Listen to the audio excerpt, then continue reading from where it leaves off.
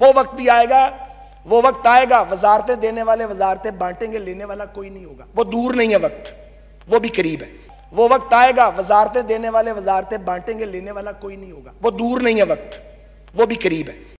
बिस्मिल्लाहिर्रहमानिर्रहीम। शुक्रिया जनाब चेयरमैन।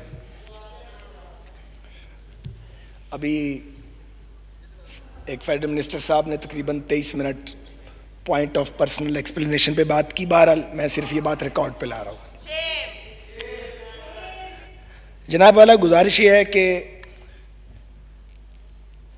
कल मैंने सोचा कि मैं बजट पे स्पीच करूं, रात को कुछ खाका भी तैयार किया, लेकिन आप यकीन करें सुबह दिल नहीं कर रहा था कि यहाँ इस ईवान में आके बात की जाए। ये हालात हो गए हैं, और ये मेरे हालात नहीं हैं, ये डिवाइड के दोनों तरफ ये हालात हैं। क्योंकि नशिस्तन गुफ्तन बरखास्तन, ये तोहमत वैसे तो माजी में भी हर हुकूमत पे, हर ईवान पे लगती रही है, लेकिन सच ये है कि जितना बेतौकीर इस ईवान को इमरान खान साहब की हुकूमत के दौर में किया गया, इसकी कोई नज़ीर इससे पहले नहीं मिलती।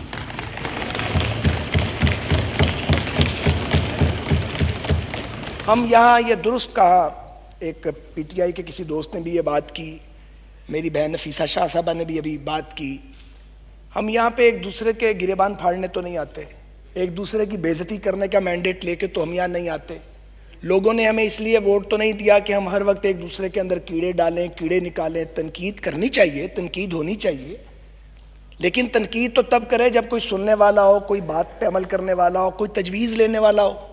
ऐसा कोई बंदोबस्त यहाँ मौजूद नहीं है। ठीक कहा है यहाँ पे नफीसा शाह साहबा ने कि एक ऐसे वक्त पे जब हम एट वॉर हैं, अफवाज काम कर रही हैं, जुडिशरी काम कर रही है, हेल्थ केयर वाले जो हैं वो दिन रात काम कर रहे हैं, रेस्क्यू वाले, पुलिस काम कर रही है, आपने पार्लियामेंट का लॉकडाउन कर दिया। लोग ये सोचने में हक बजानिब है कि लोगों की जानें जा रही हैं, क्या सियासी क़यादत की जानें पाकिस्तान के आम लोगों से ज़्यादा कीमती हैं? कितना खौफ है कोरोना का कि हम यहाँ बात नहीं कर सकते। अल्लाह ताला सबको अपनी हिफ्ज़-ओ-मान में रखे। लेकिन जब हालत जंग में कौमें होती हैं, तो अगर वाकई जमहूरियत हो, वाकई वहाँ पे पार्लियामेंट फंक्शनल हो, तो फिर वहाँ पे पार्लियामेंट्स का लॉकडाउन नहीं किया जाता। सच ये है कि पाकिस्तान में जमहूरियत नहीं। कोई इस बात को जल्दी मान गया है, कोई इस बात को अब मान रहा है, कोई थोड़े दिन बाद मान जाएगा। वैसे तो पीटीआई की गवर्नमेंट ने बहुत बड़े बड़े एजाज़ात हासिल किए हैं पाकिस्तान की तारीख में, लेकिन जो कमाल किया है वो ये कि आपने वो वादे किए और वो नारे लगाए जिनकी तकमील का कोई तसव्वुर भी नहीं कर सकता था। आपने 90 दिन में करप्शन ख़त्म करनी थी, आपने 1 करोड़ नौकरियां देनी थी, आपने 50 लाख घर बनाने थे, आपने सारे चोरों को, और जाहिर है कि सारे चोर बकौल आपकी अपोजिशन में हैं, उनको उल्टा लटका के उनके पेट फाड़ के उसमें से कौमी दौलत निकालनी थी, और आपने पाकिस्तान में इंसाफ का दौरा कर देना था। ये था आपका स्लोगन, और आपने पाकिस्तान की इकॉनमी को राइज करना था। और आपके लीडर फरमाते थे और बार बार ये भाषण देते थे कि जब गुर्बत बढ़ जाए तो समझ लो कि वज़ीर आज़म चोर है। वो फरमाया करते थे और वो बाकायदा नकलें उतारते थे कि कशकोल लेकर फिरते हैं और मुझे शर्म आती है, मैं तो खुदकुशी कर लूँगा। अल्लाह ना करे वो कभी खुदकुशी करें, लेकिन आपने पाकिस्तानी कौम को खुदकुशियों पर मजबूर ज़रूर कर दिया। आप ये देखिए, अब 2 साल हो गए आपको आए, आपको मुकाबला करना था भूख का, बेरोजगारी का, गुर्बत का, नाइंसाफ़ी का। आपको मुकाबला करना था इंडियन एग्रेशन का, आपने मुकाबला किया सिर्फ अपोजिशन का, और उसके बाद उस आज़ाद मीडिया का जो आप पे तनकीद करता है। आपने ये भी नहीं सोचा कि ये वही लोग हैं जो आपकी हुकूमत लाने वालों में शामिल थे, आपने उनको भी टारगेट कर दिया। आज मीर शकील पाबंदे सलासल है, तो जंग और जियो तो आपका सबसे बड़ा सपोर्टर था, तब वो ठीक थे, आज वो गलत है। आपने जेलें भर दी अपने मुखालफिन से, हमें आपने चोर डिक्लेयर नोटिफाइड कर दिया, आपकी नज़र में हम सब चोर हैं। मुझे बताइए इससे पाकिस्तान को क्या मिला? आपने करप्शन की रकम जो आप बताते थे, कौन सा टका आपने रिकवर किया? आपके हालात ये हैं कि बजट सर पे है, शहबाज शरीफ को पकड़ने का बड़ा शौक था, बजट गुजार लेते। आप में इतनी कुव्वत बर्दाश्त भी नहीं है। आपने कायदे हिज़्ब इख्तिलाफ को वहाँ पे ले जाके जेल के किनारे पे खड़ा कर दिया, अब अदालत से वो जमानत पर है। कोरोना का वो मुकाबला कर रहे हैं। हम बारी बारी सारे अपनी बारी दे आए हैं, तो जनाब चेयरमैन बारी दे के फिर यहीं खड़े हैं, फिर भेज देंगे, बारी दे के फिर वापस आ जाएंगे। आपको ये हकीकत पता नहीं लगती क्या? मुझे पीपल्स पार्टी वालों को इस वक्त खुश नहीं करना, लेकिन रियलिटी यही है कि अगर ज़ियाउल हक का बदतरीन मार्शल लॉ पीपल्स पार्टी को ख़त्म नहीं कर सका, तो फिर किसी सियासी हकीकत को कोई ख़त्म नहीं कर सकता। ये सच है। मैं उस वक्त पीपल्स पार्टी के बड़े बदतरीन नकादों में था, सियासी तौर पे अब भी इख्तिलाफ है, ज़ियाउल हक के ख़िलाफ़ था, लेकिन खुश बड़े दिल में हुआ करते थे। पीपल्स पार्टी नज़र ही नहीं आती थी, नज़र ही नहीं आती थी कहीं पीपल्स पार्टी। और जब मोहतरमा आई तो मुझे वो दिन याद है, 10 अप्रैल 86 का। हर तरफ पीपल्स पार्टी की और हमारी मुखालफत के नारे लग रहे थे और हमारा कुछ नहीं था। ये अवामी ताकत है। आपको पता है आपके साथ ही होने वाला है, ये होने वाला है। और ये इसकी इंडिकेशंस बड़ी वाज़ेह हैं। कल जो राजा रियाज साहब और ख्वाजा शिराज साहब ने गुफ्तगू की कैपिटल टॉक में, वो पुराने पार्लियामेंटेरियंस हैं, वो कोई मजाक है? आपके वुज़रा जो एक दूसरे के बारे में आके मीडिया पे बात करते हैं, ये तो कभी तमाशा देखा ही नहीं है कि सूबे का वजीर मरकजी वजीर को अब्यूज कर रहा है, मरकजी वजीर अपने पार्टी के 2 लीडर्स को टारगेट कर रहा है। ठीक है, लेकिन ये इंडिकेशंस बड़ी क्लियर हो गई हैं। तो मैं आपसे ये गुजारिश करना चाहता हूं, हमने आपको नहीं गिराना, हम नो कॉन्फिडेंस नहीं ला रहे। आपका ये ख्याल है कि हमें मुकदमात में फांस के हमें इंगेज रखें इंगेज, लेकिन मैं आपको बताऊं, आप कंबल को छोड़ेंगे, कंबल आपको नहीं छोड़ेगा। हुक्मरानी का कंबल आपकी जान नहीं छोड़ेगा, जान छुड़ाएंगे। और दूसरी बात ये अब सब पर आती है कि जितनी तजलील हमने वज़रा आज़म की है, जो इस मुल्क में फैशन है, वो वक्त आने वाला है कि वजारत उज़्मा देने वाले वजारत उज़्मा लेके फिरेंगे, लेने वाला कोई नहीं होगा, कोई नहीं होगा। कौन वजीर बने भाई? क्या ज़रूरत है वजीर बनने की? 5 साल अपनी ज़िंदगी दाव पे लगाओ, अपने बच्चों का वक्त बर्बाद करो, कारोबार ना करो, एक तबाह हाल अदारे को खड़ा करो, फिर एक आदमी आए शेख चिल्ली च्युइंगम खाता हुआ और मुंह बघारता हुआ, वो आके बर्बाद कर दे आपकी मेहनत को, और आप जेल में पड़े देख रहे हैं कि जनाब मैंने मेहनत की थी, तबाह कर दिया। वो वक्त भी आएगा, वो वक्त आएगा, वजारतें देने वाले वजारतें बांटेंगे, लेने वाला कोई नहीं होगा। वो दूर नहीं है वक्त, वो भी करीब है। तो जनाब गुजारिश ये है कि आज आप माने ना माने, बदकिस्मती से फॉल ऑफ कश्मीर हो चुका है। और आपने क्या किया? वो सरीना के बाहर एक बोर्ड लगा दिया हुआ जिसपे उसको उतरवाएं। उस बोर्ड को क्यों तौहीन करते हो यार कश्मीरियों की? उतारो उसको भाई। ये क्यों करते हैं? जुम्मे को 12 बजे दोपहर को इकट्ठे होंगे, ये भी नहीं सोचा कि जुम्मे को 12 बजे इकट्ठे नहीं हो सकते, ये 2-4 बार होगा फिर नहीं होगा। आपके एडवाइजर कौन है? कौन आपको मशवरे देता है? चाइनीज ने नकेल डाल दिया इंडियंस को, आपने क्या किया है? फॉल ऑफ कश्मीर हो चुका है, ये एक रियलिटी है और तारीख में ये बोझ आपके दौर पे रहेगा।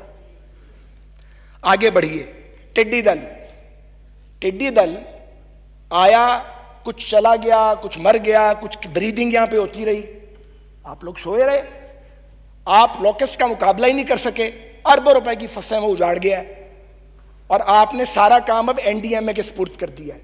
पहले आप बहरान क्रिएट करते हैं, क्योंकि बहरान आता है आपको पता ही नहीं लगता, आप तो अपने मुखालफीन को जेलों में ठूसने में मसरूफ हैं। और हम में से कौन है जो आपका विक्टिम नहीं है? आप हमें विक्टिम बना लेते, इस मुल्क का ही भला कर लेते कुछ। आप टिड्डी दल का मुकाबला नहीं कर सके, कोरोना आ गया, कोरोना में आपने क्या किया? 8,000 रुपये टेस्ट की फीस है। जब डेंगू ने हमला किया था और आप हमें डेंगू के ताने देते थे, मैं बड़े अदब से अर्ज करूं, हमने 800 का टेस्ट 90 रुपए में किया था और 90 रुपए करवाया था। वो मजे की बात है, आज भी 90 रुपए है। आपका 8,000 का टेस्ट 80 रुपए का नहीं हो सकता था, मगर आपका 2,000 पे आ सकता था। आपने कोई मैनेजमेंट नहीं की, लोग टेस्ट के लिए रुलते फिरते हैं, अस्पताल भर चुके हैं, आपने कोई इमरजेंसी मेजर्स नहीं लिए। ओवरसीज पाकिस्तानी आपका वोट से ज्यादा आपने उन्हें रोल के रख दिया है। लोग सड़कों पे आ गए हैं, पीआईए तिगने किराए ले रहा था, बाकियों को तो छोड़ दें। आपने कोई क्रैश प्रोग्राम नहीं बनाया उन्हें पाकिस्तान वापस लाने के लिए। आप सोचें आपने किया क्या है, इसलिए कि आपका फोकस नहीं है। ये नहीं कि आप कर नहीं सकते थे, आपके पास बहुत से तजर्बाकार लोग मौजूद हैं, बड़े बड़े उम्दा लोग भी आपके पास मौजूद हैं, लर्नड लोग मौजूद हैं, आपने उनकी सलाहियत से कोई फ़ायदा नहीं उठाया, क्योंकि आपने पूरा जोर, आपका बयानिया ये है कि ये सब चोर हैं। आपके नज़दीक आपकी अपनी जमात पे वो मोहतरम है जो आपके मुखालफिन को नंगी गालियाँ निकालता है और जो आपको तलकीन करता है कि आप सेटलमेंट करें, रिजॉल्व करें, वो आपको बुरा लगता है। आप समझते हैं हमें पता नहीं लगता, हमारी बात आपको आती है तो आपकी बात हमें आती है, एक ही बरादरी के लोग हैं, कोई बाहर से तो नहीं आए हुए। आज सैयद खुर्शीद शाह, मुझे आप बताइए, हम उधर बैठते थे, शाहजी इधर बैठते थे, क्या दौर था, क्या खूबसूरत तरीके से बावकार अंदाज में वो अपोजिशन करते थे। उस सीनियर पॉलिटिशियन को जेल में ठूंसा हुआ है, हमदा शहबाज जेल में पड़ा हुआ है, ख्वाजा आसफ साहब नैब की पेशियां भुगत रहे हैं, जब से पार्लियामेंट्री लीडर बने हैं इनकी पेशियों में तेजी आ गई है। राना सनाउल्लाह खान एक जेल काटा है, दूसरी जेल के दहाने पे खड़ा किया हुआ है। आपको मिलता क्या इस सारे काम से? आप क्या ख्याल है ये लोग अपना दीन धर्म बदल लेंगे, अपने मौक़िफ़ बदलेंगे? सिर्फ आप एक नफरत पैदा कर रहे हैं जो हमारी औलादों तक जा रही है। मैं बता रहा हूं आपको, हम नहीं दे रहे वो नफरत, आप अगली नस्ल में उस नफरत को मुंतकिल कर रहे हैं। आप सियासी दुश्मनी को, सियासी इख्तिलाफ को दुश्मनी में आपने बदल डाला है। ये पाकिस्तान चुकताएगा इसकी कीमत। आप में से बहुत सारे पॉलिटिक्स में ही नहीं होंगे, फारिग हो गए होंगे, उनका नाम ही नहीं होगा सियासत में, बहुत सारे घरों में चले गए होंगे, मगर पाकिस्तान इसको भुगतेगा। माफ कर दें पाकिस्तान को, माफ कर, रहम करें इस मुल्क के ऊपर। हम एंड पे आ गए हैं। इस मुल्क में मशरकी पाकिस्तान के टूटने से सबक नहीं सीखा गया, तो कोरोना के इस हमले से ही सबक सीख लीजिए। ये कोरोना की जो एक अजाब हम पे आया है पूरी दुनिया पे, इस कोरोना के अंदर से अपॉर्चुनिटी मिल सकती थी। हर मुश्किल में एक अपॉर्चुनिटी है, मगर आपके पास वो कैपेसिटी नहीं है। आप तो बातचीत करने की पोजीशन में नहीं है, आप इस पोजीशन में नहीं हैं कि आप अपोजिशन के साथ कौमी मामलात पे गुफ्तगू कर सकें। 11 वोटों की आपकी हुकूमत है, वो 11 भी आपके अपने वोट नहीं है। आपको भी पता वो वोट कहां से आए हुए हैं और हमें भी पता कहां से आए हुए हैं। कोई 2/3 मेजॉरिटी होती है, तो 2/3 मेजॉरिटी भी नहीं चली।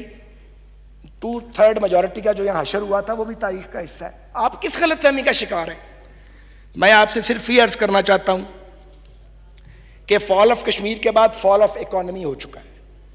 आज लोड शेडिंग फिर शुरू हो चुकी है, पेट्रोल के लिए लाइनें लग रही हैं, आटा चीनी का बहरान पैदा हो चुका है। मुझे बताइए आप पाकिस्तान को किधर लेके जा रहे हैं? ये आपका बजट, मैं 4 फिगर सिर्फ पढ़ देता हूँ। खुराक, फूड सिक्योरिटी के लिए और एग्रीकल्चर के लिए आपने 12 बिलियन रखा है 2020 में। हम 2018 में 31 अरब 18 करोड़ रुपया खर्च कर चुके हैं। आपने हेल्थ पे 20 बिलियन रखा है, हमारा 38 बिलियन था 2018 में। आपने एजुकेशन पे, हायर एजुकेशन डाल के 94 बिलियन रखा है। हम 2 साल पहले जब आखिरी बजट दिया 97 बिलियन पे थे। आपका पीएसटीपी सिर्फ 650 बिलियन का है, हमारा 1000 बिलियन का पीएसटीपी था 2018 में। आपने रेलवे जिसके स्पुर्द की हुई है, आपने 40 बिलियन दिया है, हम 87.5 अरब रुपया दिया हमने रेलवे को। ये फिगर्स की बात है, मैं तो नहीं फिगर्स लेके आया।